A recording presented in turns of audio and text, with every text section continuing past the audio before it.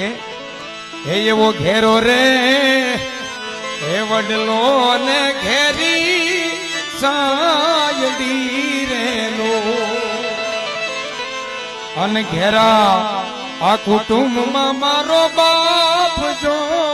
ઘેરો હે વડલો ને ઘેરી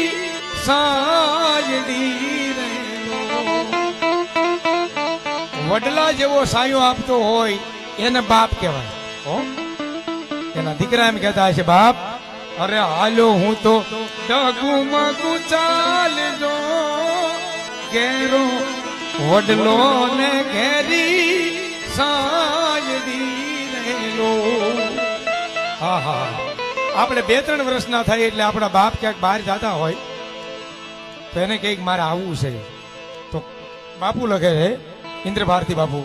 એ એવી આંગળી